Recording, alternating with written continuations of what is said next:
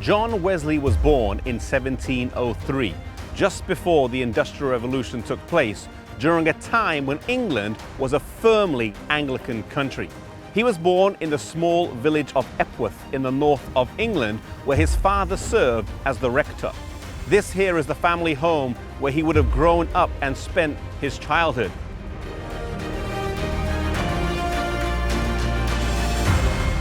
His mother bore 19 children in total, and the most famous of the others was Charles Wesley.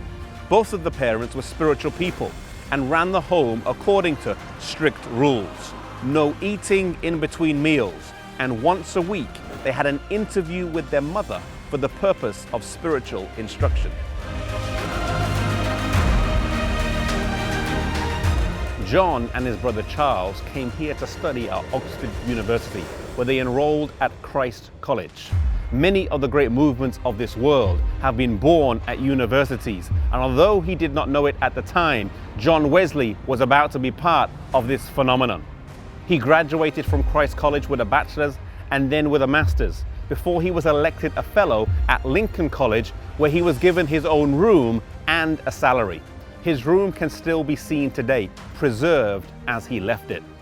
He left for about a year or so to go back to Epworth at the request of his father before returning back here to university. It was on his return that he found his brother Charles had started a small club for the purpose of Bible study and in pursuit of Christian life. Each member took vows to lead holy lives, pray daily, take communion weekly, and visit prisons regularly.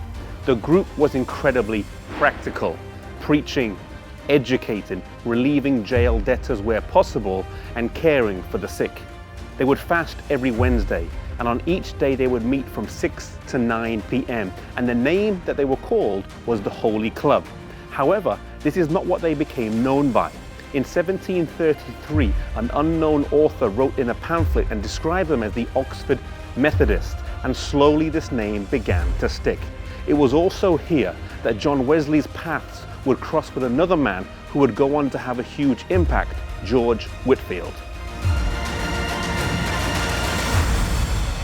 George Whitefield graduated from Pembroke College, and when he finished university, rather than settle in a parish, he immediately began preaching, becoming an itinerant preacher and evangelist. He traveled all over England, in particular in Bristol, where he spent some time with John Wesley, and they both did open-air preaching. Both the Wesleys and Whitefield would spend time in America, but with differing results in their ministries. John Wesley went to Georgia, but it did not go very well, and he returned home to England. George Whitefield traveled to America on 7 different occasions, had much success, and was well liked. He was involved in the Great Awakening that took place in the 1700s, a great religious revival, and is also remembered as one of the first that preached to those enslaved. The roots of this far-reaching movement of Methodism go back to a small group Bible study with a handful of students on a university campus.